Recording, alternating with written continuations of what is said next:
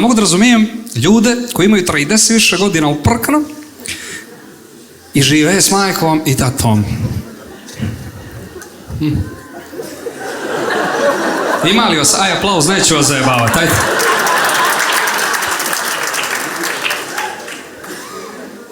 Nemoguće.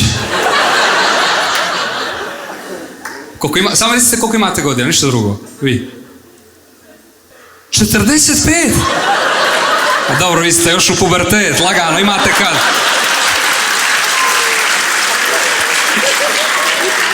Ako vam je lakše, ja sam do 30. živio s majkom, tatom i bratom, ali dobro, brat je još tad bio dijete, ima 29 godina.